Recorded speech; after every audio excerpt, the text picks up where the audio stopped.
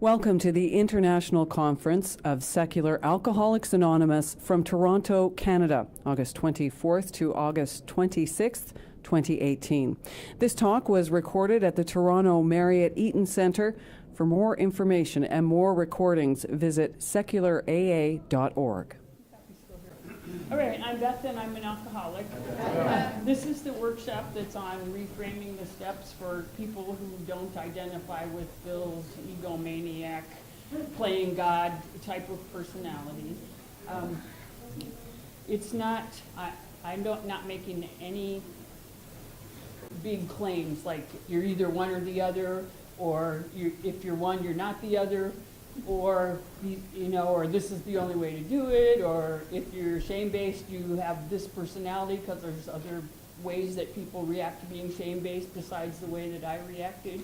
So it's just take what you like and leave the rest. I'm not making any grand claims, but I went through the steps beginning in 1985 with the same approach that they had one size fits all, and that's you need to have your ego busted when you come in here. And that may have been true for Bill, but I barely had an ego. So this is sort of, I've done a lot of work on the topic, a lot of reading, a lot of therapy, a lot of codependency, work with Pia Melody. I was fortunate enough to go to a treatment center where she worked and be in her aftercare group. And I'm trying to avoid using buzzwords. I'm not going to say Bill's a narcissist. I'm not going to, I'm just, this is just personal experience. So, because words can, people react to words in ways, and I'm not an expert, so this is just my thing. So first I made kind of a description of, the first column, egomaniac tendencies. These are kind of like Bill's personality. He has a sense of entitlement, and he feels like the world is his oyster, is just there waiting for him. I felt like I don't deserve this. I don't belong here. There's not a place for me. At the very least, I cannot impose myself on others. The exact opposite of feeling entitled. I felt unentitled. Bill felt superior to others. I felt inferior to others. I felt like I'm defective, I'm unlovable. It's the same things that Dr. Vera was just talking about with, having an alcoholic mother. Like if she's choosing alcohol over me, there must be something wrong with me. But once your brain gets wired like that in early childhood, it's very hard to kick. Bill sought praise from others. He wanted people to see how great he was. In fact, in his story, he says, I proved to the world that I was important. And I mostly wanted to not attract attention to myself because I was afraid what people might see if they looked too deep inside. And I tried to put on a good outer image. But, it's completely one thing to watch people and try to copy what they do because it looks good. And it's another thing to know actually how they're feeling on the inside that's driving their behavior. And for me, it was just an act because I didn't know how they felt on the inside. People like Bill can't handle criticism, and that's because they're self-centered and they take everything personally, and also if any criticism is you're saying I'm wrong and I can't be wrong. I couldn't handle praise. I mean, every major accomplishment I had in my life, I never even took credit for. I was like, oh, well, it's because of that. I minimized everything good that I ever did. And I also can't handle criticism because it's just too painful, I mean, I already feel bad enough, and you don't have to twist the knife. People like Bill lack empathy because they're mostly about themselves, and they this is where Bill talks about being the director, right? And other people are kind of like his supporting cast, right? Or his, if they would just do right, his show would come off. I never felt like it was my show to begin with. And rather than lacking empathy, I was way too focused on how other people are feeling and what they might be thinking.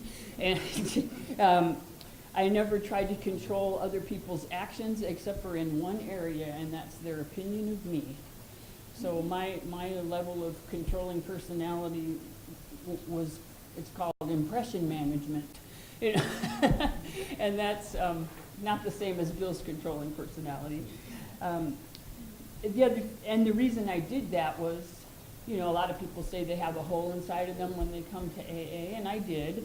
And I tried to, because I lacked a sort of solid sense of who I am and integrity and good feelings about myself, I tried to fill that hole up with getting pats on the back from other people and thinking that would make me okay or feel okay. One way that we're alike, Bill also really had feelings of inferiority, and that's what drove him to develop the egomaniac personality.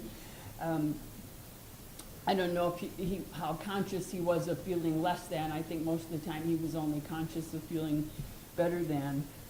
I had the same problem, but I just didn't have the same defense to it. I didn't create this egomaniac personality. I just put on different acts in different places to make people, to try to look like I was okay, kind of like the chameleon.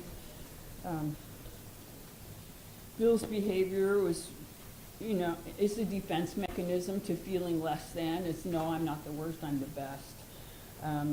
Mine, I just didn't develop that defense mechanism, so I most of the time felt like I'm the worst. Bill didn't care what most people think because, or people like Bill, they think that they know better and they feel comfortable playing God because they know better. Well, that was crazy when people told me I had to quit playing God. I'm like, are you kidding me? God? I don't think anyone's God, but, you know, but least of all me. Rather than not caring, the opposite of like not caring at all what other people think is being hyper vigilant and completely focused on where am I going to get embarrassed next. So that's kind of how I was. I mean, every year, this is long before I started drinking, I was just like I was kind of a chubby kid, and the first thing I would do the first day of school is look around the room to see if I'm the fattest girl, because I want to know if I'm going to get teased, you know, and about other things too, you know. So when I went to a retreat one time by a Catholic priest, and he said that, you know, the big question is, do you feel welcome in the universe or not? And I would have to say, no, I didn't feel welcome. I felt apologetic for being here. And so when you feel like that, it's complex. This is a buzzword, but if you read about complex PTSD, it's not like one traumatic event that changes your life. It's like lots and lots of little ones over time, especially in early childhood. I mean, I had when I worked as an attorney, I had like clients that were veterans coming back from the wars, and they were saying, like, you know, when I walk down the street, it's not the same as you. You're going, there's a tree, there's a bird. I'm going, what's behind that tree? Is there something under that, you know? And so for me, just as how I was in the world wasn't like, oh, there's a nice looking person, or, oh, I like that outfit, or it was like, what are they thinking about me? Are they gonna hurt me? Are they, you know? So when people say we're self-centered, yes, that is self-centered, but it's not the same kind of self-centered. You know, in order to be outgoing and care about others, you have to have a minimum sense of security, and I didn't have that. People like Bill don't ask for help because they think they don't need help, and if they admit that they need help, that's a sign of weakness. People like me don't ask for help because we think that we don't deserve it and we don't want to bother anyone. You know, I never would call a friend before I got sober because it's bad to call someone you're bothering them. I mean, call me is synonymous with bother. And then they told me, my sponsor told me I had to call her, and you know, the only type of thinking I'm capable of then is, okay, well, I used to be bad if I call someone, now I'm bad if I don't call someone, so I guess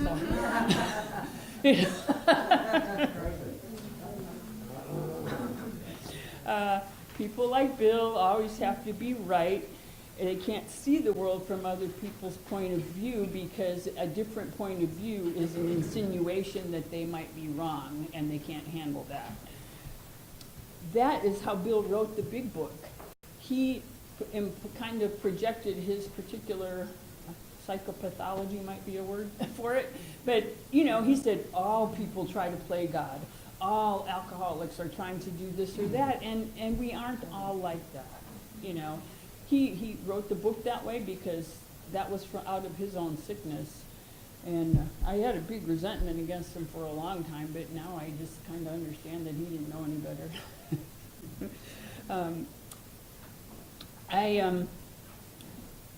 My point of view would change depending on what group I was with, you know, and not trying to fit in. I rarely would stand up and take a position that was different from the majority and stand up for it, because I'm firm about what I believe in. And because I had a mother that was always telling me that you don't really believe that, that's not what you think, that's not how you feel about that.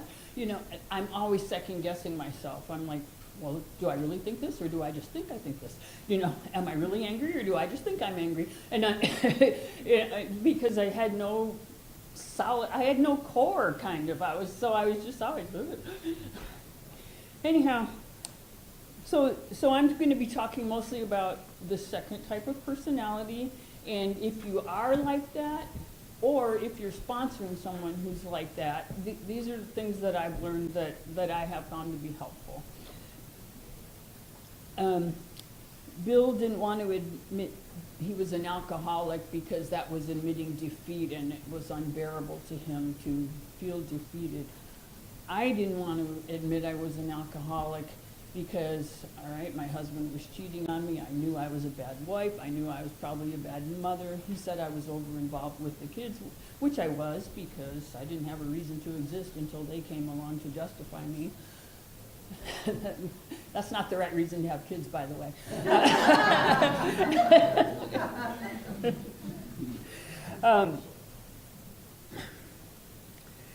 So for me, just admitting I was an alcoholic was like, I don't know if I can even survive having one more thing be wrong with me. And that was why I held out, not because I couldn't admit defeat. I was like, I couldn't admit yet another defeat.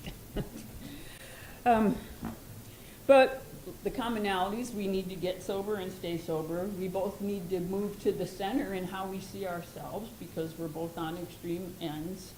And we both have an underlying sense of shame, but we just, you know, walk through our lives differently with it. The thing is, you don't talk to shame-based people the same way that the big book talks to people. And these are some things that I didn't appreciate being told when I came in, because I took them to heart way too much, and they made me feel bad about myself. In effect, they triggered my shame. And when that happens, I stop listening, and I want to run. And so that, you know, you got to stay there to get sober. So I didn't take the cotton out of your ears and put it in your mouth. Like, I was not a big mouthy person who didn't listen. Quit playing God. Oh my gosh. I just couldn't even relate to that at all. It's your pride and ego that keeps you from believing in God. I struggled with that forever. It's all in the AA literature. You know, it's you're not closed-minded, or you're not open-minded, you're not willing, you're not humble. It's pride, it's ego, it's, you know, all these reasons why you don't believe in God are all because of personal flaws that are blocking you from it, rather than, hey, maybe there's just not a God. You're looking at the problem. That was a thing people love to say to newcomers. And they were right. I was looking at the problem, but it wasn't helpful to have it put that way to me because it hurt my feelings. And it didn't make me want to stick around. It didn't make me feel better. Let's talk about your defects. That, my whole life, I mean, I didn't come to AA to be told I'm defective. I knew that when I was 5. I even asked my mom one time, if I'm so awful, then why did you have me? And she didn't even answer me, but I knew the answer. And the answer was because we didn't know you were going to be like this. Well, and I figured, yeah, that's right. That's all my doing. So let's dig into that some more. Let's talk about your defects. That's not. I also didn't like being told I was selfish and self-centered because I was, but I didn't like. but only in the way that I'm trying to get some security in the world I live in. And when you're focused on your own security and, you know, am I going to be okay? Am I going to get through this? Am I going to survive? That's selfish and self-centered, but man, what else are you going to do? And I mean, it's really hard to be outgoing when you don't know if you're about to get blasted. I didn't like being told I was will run riot. I really don't think I was. I was pretty much doing other people's will all the time in order to, meet my own needs. So in the end, it's selfishness, but I wasn't like just going about things with this uncaring attitude. It was like over-caring. I don't need a Nazi sponsor. I don't need someone that's, because Nazi sponsors are, like I said, people like Bill, they don't really respect authority. They think they know better. A Nazi sponsor is good for someone like that because they're going to tell them, no, you don't know better. Listen, sit down, shut up, and listen. And that's part of ego deflation. But for me, I need their approval, and if they're telling me and go stand on your head in traffic, I probably think I need to do it. I mean, she got me to call her, for Pete's sake.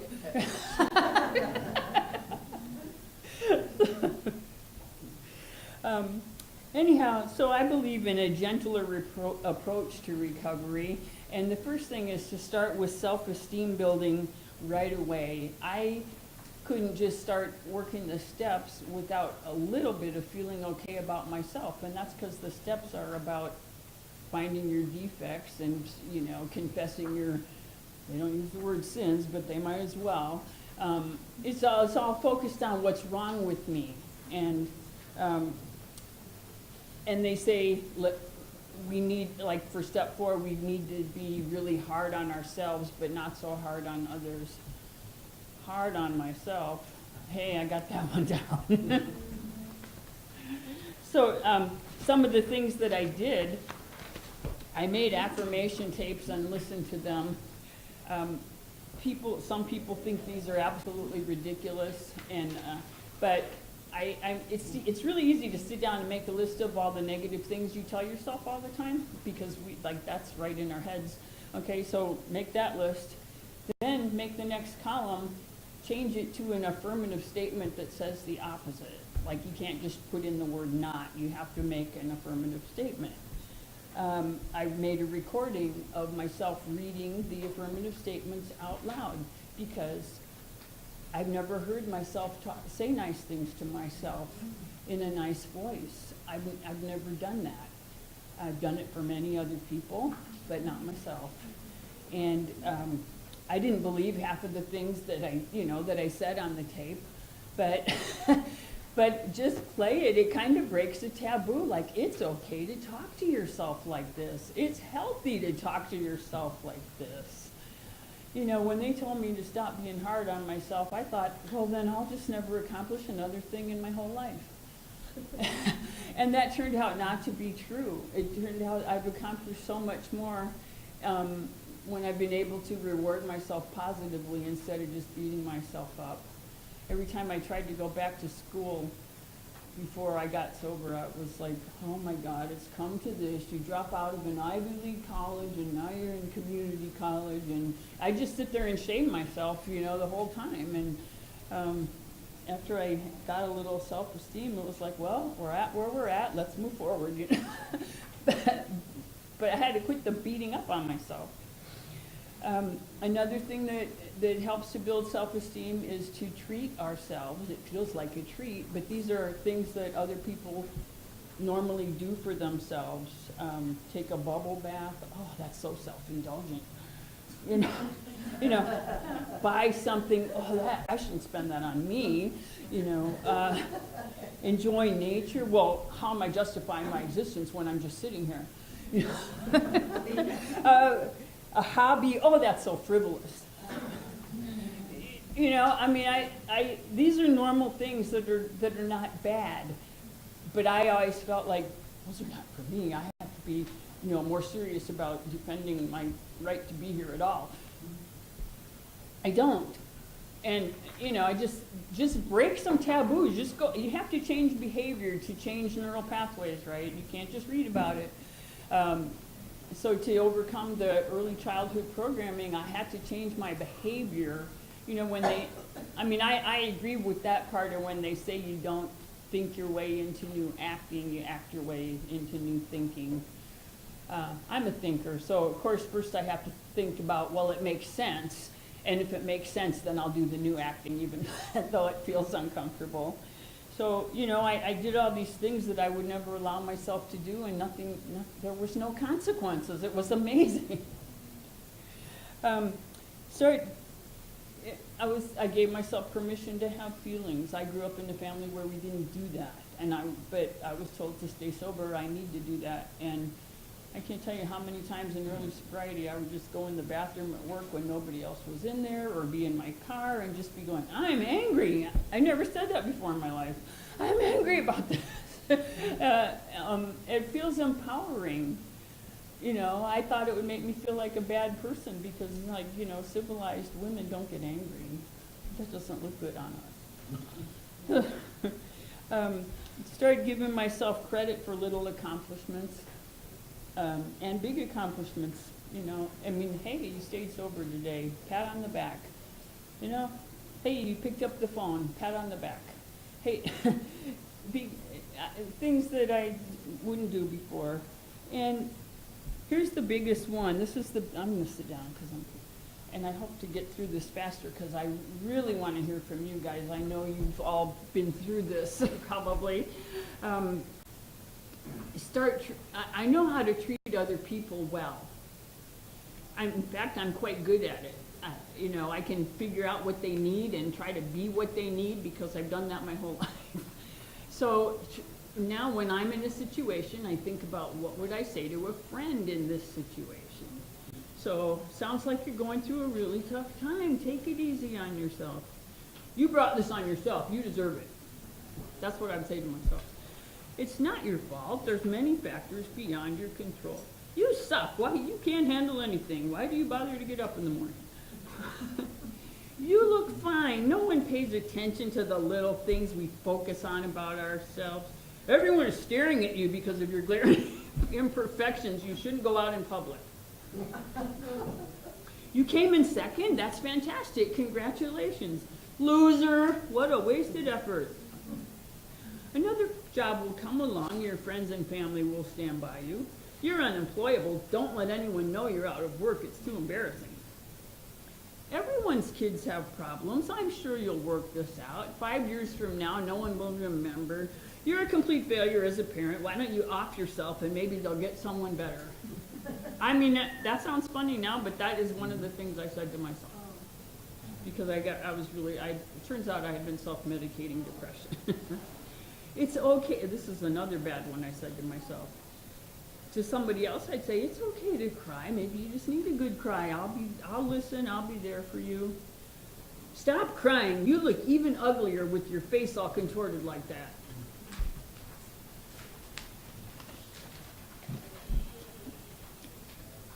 So, like I said, that skill that we have in knowing what other people need, it's time to use it on ourselves. I'm going to go through the steps pretty quickly. Step one, the first thing is to take stock of what we, have to be proud of, because we're going to be hitting into some negative things when we go through the steps, and we're going to lose sight of the fact that we actually have some good qualities. So let's be aware of our good qualities before we even start. Powerlessness and unmanageability. I try to control what people think of me, and that's something that I'm powerless over. My life was unmanageable long before I started drinking, and drinking was one of my coping mechanisms. I literally thought when I got married that the marriage vows mean I'm responsible for your happiness and you're responsible for my happiness. That's an unmanageable arrangement, but that's what I thought it was about. But the other thing is there's so much power that I do have. Yeah, I'm powerless over alcohol. I can't quit drinking by myself. But you know what? I have power to set my own standards instead of letting other people set them. I have power to determine my self-worth instead of letting other people determine that. So really the only power that I gave up in step one is power I didn't actually have, which was the ability to control my drinking and the ability to control what people think of me. That's not too great of a sacrifice. For step two, I need resources beyond my own, and that's because the neural pathways that were formed in childhood, that's all my brain knows. That's what it does, right? So I need new input. And that can come from many sources. I read, probably hundreds of books. I went to doctors, for my depression, and AA is another resource that I need. I know how to be responsible and self-sufficient, but I don't know how to be emotional, I don't know how to be social, and I don't know how to be interdependent. So AA meetings and AA people are a really, really great place to try out some of these new behaviors. They're pretty gentle and loving for the most part, and it's a relatively safe environment. And, find a group that when they say they'll love you until you can learn to love yourself. For step three, I made a decision to be in recovery, to not be a prisoner of my past. And everybody can have their own definition of what recovery means to them. For me, abstinence from alcohol and drugs is, that's the bottom line. But I have to feel my feelings. I have to pay conscious attention to my life and take corrective actions. It is about building new neural pathways. And I came up with this example. I'm left-handed. If I decide one day I want to be right-handed, I could probably do it, but it would be really hard and it would take a lot of conscious effort, because whenever I'm not paying attention, I'll be using my left hand again. That's kind of how I see recovery. I got to pay conscious attention to do things the new way, because my autopilot is the old way, and it's going to stay there. But I've been doing this a lot of years, and it's gotten so much easier to stay out of that rut. The rut's still there, but I can stay out of it most of the time. For step four, I just think, we don't need to be hard on ourselves and easy on others. We need to be honest about ourselves and honest about others. And I would add a section called harm to self, because that's where I did the most damage. Who have I called the ugliest names? Who have I been hypercritical of all the time? How many times have I smiled and said yes when I really wanted to say no? Whose successes have I sabotaged? Whose achievements have I failed to acknowledge? There's missing a word there, whose faults have I blown all out of proportion? Who have I attempted to destroy physically? Whose life have I taken dangerous risks with? Who have I told they don't have a right to exist? Who have I told that whatever they do, it's not enough? Whatever they are, it's not enough? Who have I failed to stand up for when there was a reason to stand up? I did all that to myself. For the third column in step four, we're supposed to talk about how things affect me, and I didn't have any choice in these behaviors that I learned as a child, because because behaving differently brought consequences. And I was dependent on these people. So it was kind of an unfortunate necessity with lasting effects. I had no part in it as a child. But as an adult, my responsibility is to stop doing it to myself and treat myself better. So I don't see myself as a victim of my past. I see myself as a survivor and responsible for my recovery. Step 5, I agree that getting rid of secrets is good. That's one of our big shame is all about, the fear of exposure as being really defective. And sometimes when we tell people the worst stuff we've ever done and they still treat us like a human being, it feels better. You know, it's like my worst fears didn't come true. Step 6, don't use the word defects. I kind of think of a family as like an ecological system, and when we're children, we have to adapt to our niche in order to survive. So I don't, instead of calling them defects, I call them survival skills, because I did what I had to do in that environment. And they're not bad, they just don't serve me anymore as an adult, and so they need to change.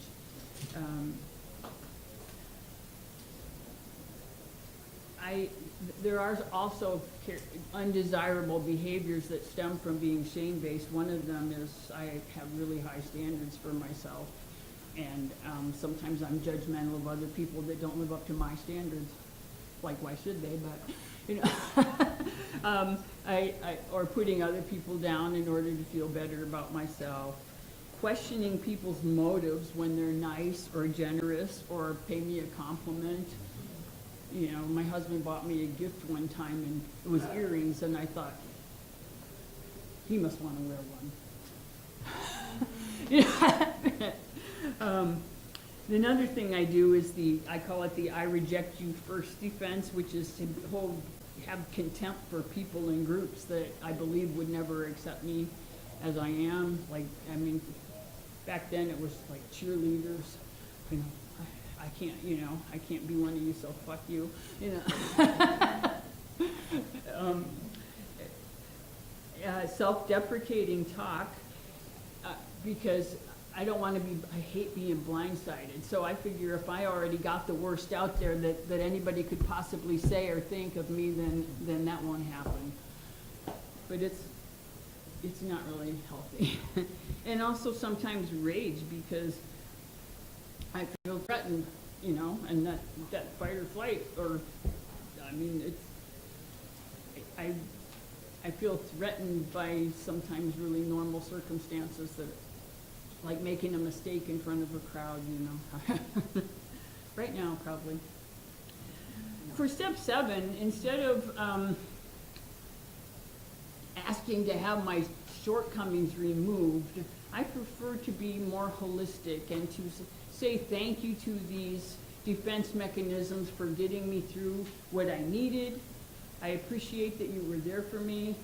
However, I'm an adult now, and I'm going to be taking charge, and I'm going to be directing my own life. So, you know, come along for the ride. You're part of me, but you're not in charge anymore. That's all. I don't want to feel like I have to have some bad part of me that just has to be excised. You know, I'm just still a whole person, including who I was in the past. For persons we had harmed, I would include myself. And then I would make amends. Some of the ways that I've made amends to myself, when I think negative thoughts about myself, I apologize out loud. You know, like, I'm sorry, you didn't deserve that. Try to look in the mirror and say something nice every day. It doesn't even have to be about your appearance. Just say, good morning, Beth, I'm happy to see you. That would be better than I got as a kid. Like, what, you again? Clear away the wreckage of your past. For me, that was my education. So I did go back to school. You know, I finished my bachelor's degree. I got a master's degree. I got a law degree.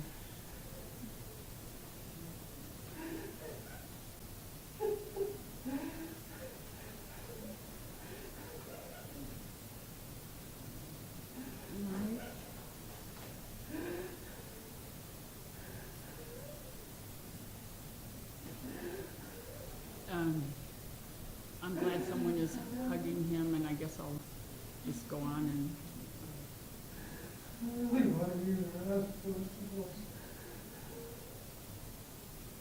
What?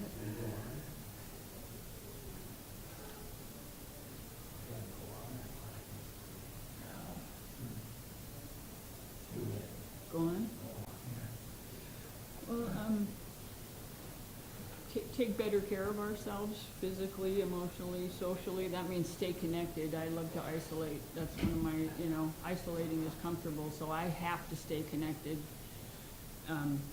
Stand up for myself. I was like always, don't rock the boat, don't make waves, and sometimes that's just not the right thing. Sometimes you got to stand up for yourself. When I do an inventory, I'm not saying skip what I did wrong, but what did I do right? Give myself a pat on the back, give myself some credit. What did I do better than I used to do? Even if it wasn't perfect, I give myself credit for progress. Perfection's not required. Then when I have behaviors I don't like, I try to see what are the underlying thinking or feelings that motivated those behaviors. Try to make the unconscious conscious so that I can actually work on it. And that part of that is learning about defense mechanisms: deny, minimize, rationalize, intellectualize, project, justify. I do a lot of those things. Their primary purpose is to protect us from things that we don't want to face about ourselves. But in recovery, I want to face them, so I try to, because if I don't, then I just continue to act them out with the old patterns. So the question I pose to myself when I see a defense mechanism come up is, how do I feel threatened? Why is this being activated at all? And sometimes it's hard to figure out. Self-esteem is often one. But is it actually a realistic fear? Does it really threaten my self-esteem, or only how I look to others? Because self-esteem comes from within. Once I can kind of figure out what's driving it, I can get over it. Also challenge my thinking. When whatever I did isn't enough, I will say, enough for what? Enough for who? Don't just stop with not enough. Who? Enough, because I used to be driven by what will people think, and these are not real people. They are like my projection of me judging myself, and they don't exist. And so if I'm structuring my behavior based on what people think, that's part of my sickness.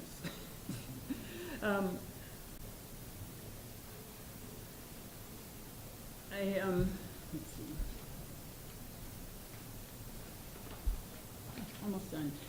For step 11, I focus on just feeling like I do belong. I have a place here. Take time to just be at peace with myself and the world. I'm just like other people. I'm frustrating and glorious. I'm imperfect and magnificent. I don't have to be actively justifying my existence, my right to breathe air or take up space. I don't have to do that. And I thought I did. And then for step 12, a personality change sufficient to overcome alcoholism. When I don't live in constant pain and fear, I don't need to self-medicate. When I express instead of stuffing my feelings, I don't need alcohol to numb me. When I'm not painfully self-conscious, I don't need to take the edge off. When I acknowledge that I have a place here, I don't need to be self-destructive. And working with others is the only time that I really see my progress. And it's a joy to me to watch other women begin to claim the actual power that they do have and take back their lives. So I feel like my past is useful to others like me. And finally, I will conclude with, I didn't have a God-sized hole. I had a Beth-sized hole, and now I am full of myself.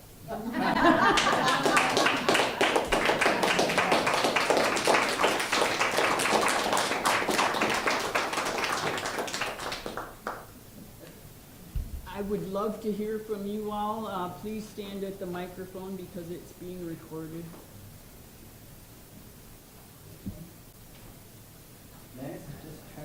I'm Life, I'm an alcoholic. And I already sort of knew some of this, but you just really put it clear, Beth, and I haven't cried for quite a while.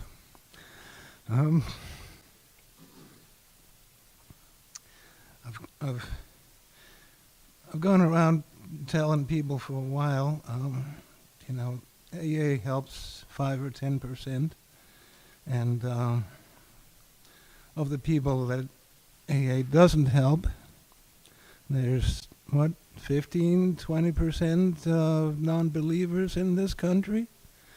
Okay, so what about all the rest? Who are they? Why are they not getting helped? This is the answer. But, I'm glad to be here. Thank you. Thanks, Life.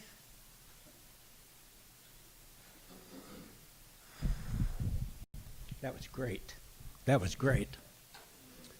Thank you. I learned a lot. I think actually, I used to be an industrial psychologist, and a lot of what you said rang for me. The business about too much emphasis on your weaknesses, or what do they call them? Character defects. What a lot of horseshit. I have found in my study of personality theory was mostly as a matter of helping people do better in their jobs, what you would expect for a person with a job like mine. And I found actually that people seem to gain a lot more by emphasizing their strengths than their weaknesses. You know, just about every industrial psychologist I met, you know, if they were working to help people improve, they would tell them, address your weaknesses. And that is important. I mean, sometimes your weaknesses will kill you if you don't address them. Alcohol comes to mind. But if you don't address your strengths, you're going to be Mr. or Mrs. Casper Milquetoast the rest of your life. You know, it's your strengths that give you your effect on the world. Thanks for letting me share, and thank you for doing what you did. Hi, I'm Cheryl. I'm an alcoholic. And I just finished about 2 years on the Al-Anon steps. And I don't know if anybody's ever done that, but this really reminded me a lot of all of the Al-Anon kind of concepts. And I did a 98-page workbook that involved, you know, spending 3 pages of questions on self-worth or self-honesty or whatever. And then they get, in the middle of this book, they get into a concept of the kind of like the rheostat or the fader. You know, you're like, where are you between intolerant and tolerant, and how you can see that each one of your character defects is really an asset that's turned on you. And so I found that really helpful. And, you know, I agree with you that what you're presenting is a much more balanced approach. And so it depends on what particular part of yourself you're looking at. But for anybody who's interested in that, you might want to take a look. It's called The Blueprint for Progress, what I filled out, and some people are nodding. So thanks. I'm Lindsay. I'm an alcoholic, and you kind of told my story, which makes me want to cry too, because there's so many of us come here suffering. I didn't come to AA because I wanted to stop drinking. I came because I wanted the pain to go away. And I had tried all the psychologists and psychiatrists and antidepressants and anxiolytics and self-help books, and nothing worked. And it was either kill myself or come here and work the steps and have a life. And when I talk about, especially when we're talking about the steps, I tell newcomers that I didn't think I had defects of character. I thought I was a defect of character. And that the only, I was suicidal because I thought that the world would be better off without me. And people are always nodding their heads, when I say that. And I really like that you put the 12 steps into terms that that I can work them now without feeling the shame as much. You know, I when I did my first 4th step, I didn't do much about the positives. I didn't write much about the positives, but as soon as I started writing it, I started from my childhood. And I got to about my teenage years, and I realized I had patterns. And I just kept going on with those patterns, different scenario, different people, different drugs, different whatever, but it was the same pattern of avoiding the pain in my life. And the joy of this program is once I learned to stop numbing the pain and deal with the problems, I found out that I'd been numbing all the joy too. And now I can experience the good emotions that I'd never experienced, that I only dreamed other people did. And now I can be a happy person. And I'm sober 33 years now. And this is the first time I've heard somebody tell my story in a way that gives me the solutions. So thank you very much.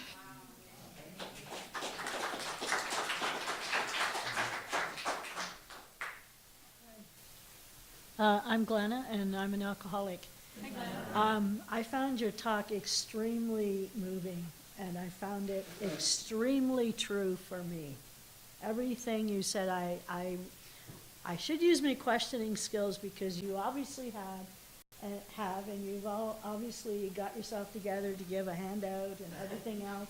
You really did yourself proud, but I should question maybe what you're saying, but I'm not. I'm just on a high from listening to you and feeling very, very touched, extremely touched by what you said, and thinking of all my bad times in AA, you know.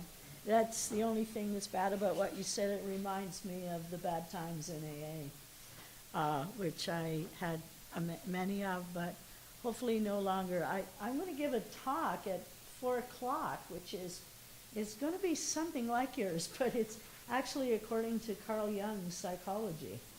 So anyway, thank you very much. I think we had the same priest, the same retreat, and that struck me because the man I had actually said there's a big correlation between smokers and alcoholics.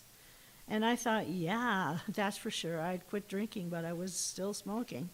And he said, it's almost like we don't believe we're worth the air we breathe. Hi, I'm Gail, alcoholic. Hi, Gail. I really enjoy what you had to say. When I looked at the program online and I saw this workshop, like that was like, I'm going, you know, because this is something that I've always struggled with in sobriety as far as the hardness of AA or of Bill, and not really feeling that I could really identify with that. So I did Al-Anon and Codependence Anonymous and Melody Beatty and everything. And Melody Beatty used to call them protective devices, and I could really identify with that more than a character defect. And so I needed all these other things to help me get sober and recover in a healthy way, you know, as a woman. But it's really wonderful to see, you know, men in here too, because my nephew is getting sober too, and like that's my sister, and her son's getting sober, and like he has a hard ass sponsor, you know, it's not working for him, and it's you know, he's trying to do his 4th step, and the sponsor's like, well, you want me to come give you a crayon and come over and write it for you? And, you know, that's not working. So anyhow, a few years ago, I kind of went and found a lot of books to kind of deprogram myself from a lot of the negative AA stuff. And one of the books I found was One Journey, Many Roads, and it talked about a very big part of what you're saying, many chapters about what you're saying. And in this, Charlotte Cassell has the 16 steps to self-empowerment, and that book really transformed my life too, because that's what I needed with self-empowerment, not the ego deflation. So it's just really wonderful to hear you say that, to be able to walk away with a worksheet that I can use and apply at home and to help me continue to change in this way. So I really appreciate what you did. Hi, I'm Kurt. Definitely an alcoholic, and Gail, that was really. It suddenly, you know, I just gave up trying the steps after the 4th. You know, at the 4th, And like, yeah, okay, I'm 4.5 years sober, something's working, but the steps, I can't do them. And it's really just a bit of a block. You know, I'll interpret it and like, yeah, I'll do 12 steps, I'll review, but I never went formally. I quit 2 sponsors because you would get to that point and like I really worked hard to understand the third thing and put terms of a power. And it's like, well, you know, what is it? Is it Gaia? Is it deism? Is it, you know, fuck the games, the words. It just like, I just gave up the definition, but I felt deficient because I, you know, accomplish things by steps. This sounds cool. It's the program, and it truly is the only thing that kept me sober after 50 years. But I couldn't figure that much out. It's a perfect twist on that, and I think that's just what I need. So thanks.